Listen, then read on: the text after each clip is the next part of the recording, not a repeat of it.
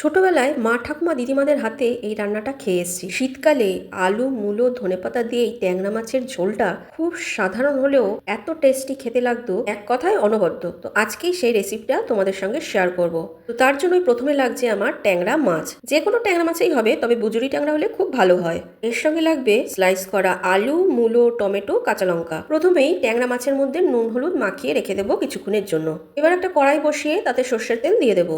সর্ষের তেলটা ভালো করে গরম হয়ে গেলে একে একে উল্টে পাল্টে সব মাছগুলো হালকা করে ভেজে তুলে নেব। এবার ওই তেলের মধ্যেই কালো জিরে ফোড়নে দিয়ে দেবো। ফোড়নটা একটু ভাজা হয়ে গেলে প্রথমে আলু, তারপরে মূলোটা ছেড়ে দেবো। গ্যাসের ফ্লেমটা মিডিয়ামে রেখে আলু আর মূলোটা একটু ভেজে নিয়ে পরিমাণ মতো নুন হলুদ জিরে গুঁড়ো ও কাশ্মীরি লঙ্কার গুঁড়ো দিয়ে দেবো একটু কালারের জন্য। এবার মশলাগুলো আলু মূলোর সঙ্গে ভালো করে মিশিয়ে নিয়ে স্লাইস করা টমেটো ও কাঁচা লঙ্কাটা দিয়ে সামান্য জল দিয়ে একটু নাড়াচাড়া করে দেবো, যাতে করে মশলাটা পুড়ে না যায়। এরপর অল্প একটু ধনেপাতা কুচি দিয়ে সবকিছু ভালো করে কষিয়ে নিয়ে পরিমাণ মতন জল দিয়ে দেবো। ঝোলটা ভালো করে ফুটে গেলে ভাজা মাছগুলো দিয়ে দেবো। মাছগুলো ঝোলের মধ্যে ভালো করে ডুবিয়ে দিয়ে কিছুক্ষণের জন্য ঢাকা দিয়ে দেবো। গ্যাসের ফ্লেমটা লোতে দিয়ে কিছুক্ষণ রান্না করে নেওয়ার পর আবারও একটু নাড়াচাড়া করে উপর থেকে আরো একটু ধনেপাতা কুচি দিয়ে দেবো। এই ঝোলটা কিন্তু খুব বেশি ঘন হবে না, এই মাছের ঝোলটা কিন্তু পাতলা খেতেই বেশি ভালো লাগে। গ্যাসের ফ্লেমটা আমি বন্ধ করে দিলাম। আলু মূলো দিয়ে ট্যাংরা মাছের ঝোল কিন্তু আমার একদম রেডি। শুধু গরম গরম ভাতের সঙ্গে পরিবেশন করার পালা।